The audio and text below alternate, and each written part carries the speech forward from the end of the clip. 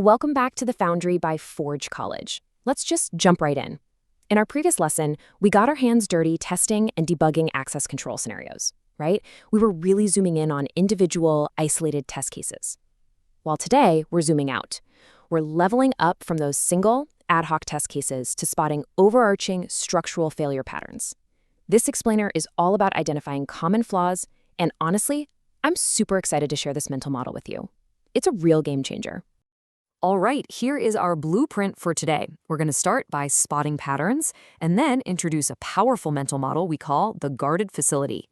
After that, we'll break down some specific flaw categories, look at a real-world role leakage scenario, map out a highly practical 4-step workflow, and finish up with our key takeaways. Let's get to it.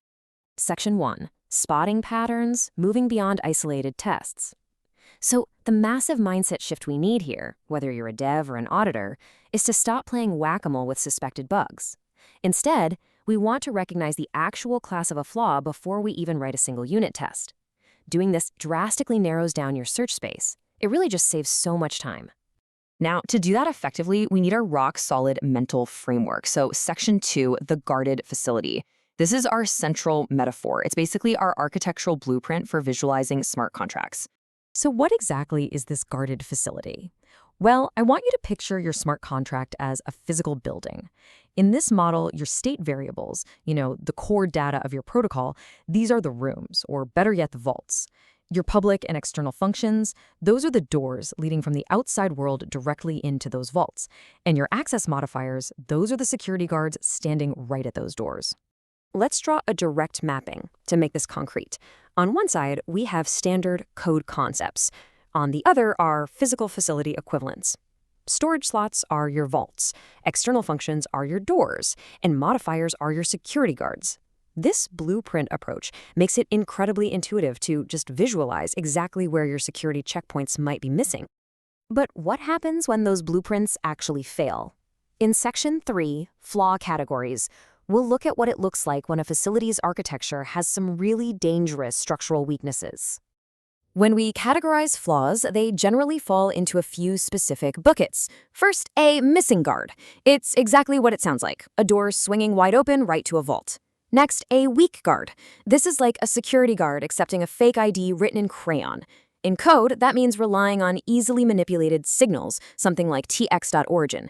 Then we have role leakage, initializer gaps, and composability trust. Let's dig into those last two a bit more. Take the initializer gap. I want you to imagine letting a random stranger walk right off the street into a corporate lobby, sign their name on a sticky note, and legally declare themselves the CEO of the company.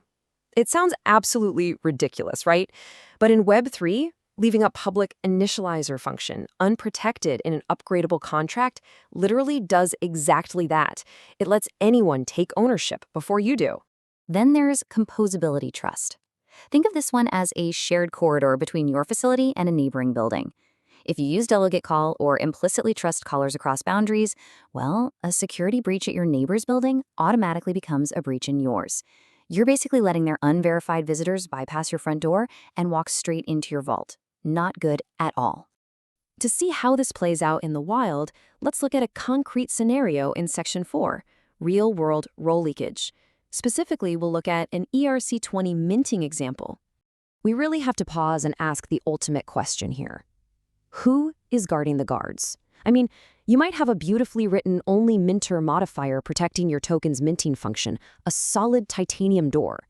But that titanium door is completely, utterly useless if your set minter or grant role functions are left wide open to the public. This kind of structural failure happens through what we call a circular admin hierarchy. It occurs when an admin address can be granted by a public function. An attacker exploits this by granting themselves the admin role, and then they turn right around and grant themselves the minter role. They are, quite literally, printing their own VIP access pass out of thin air. So, how do we stop this from happening?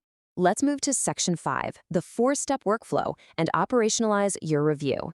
This is the practical, engineering-style approach we teach to turn your raw intuition into a totally foolproof checklist.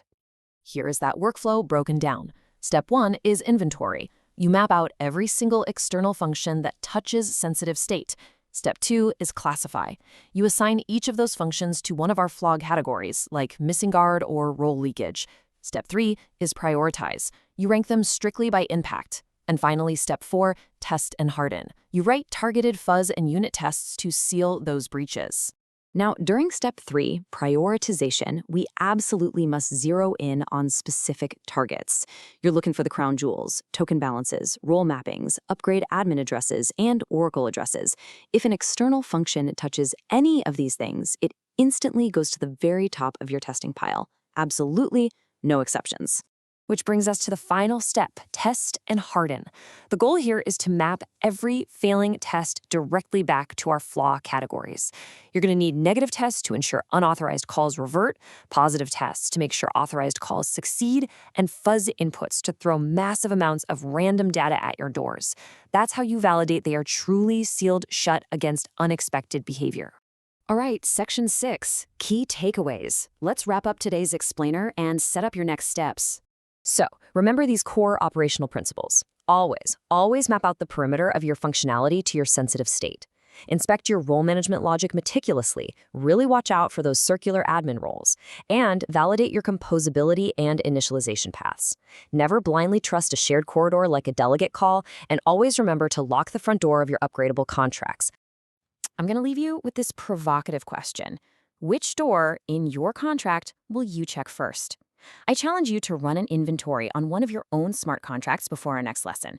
Grab your architectural blueprint, walk the perimeter, and see exactly where the guards might be missing. Thank you so much for joining me on this explainer. Make sure you visit forge.college to dive deeper into the subject, explore our courses, and discover a whole range of other fascinating Web3 topics. Until next time, keep those vaults secure.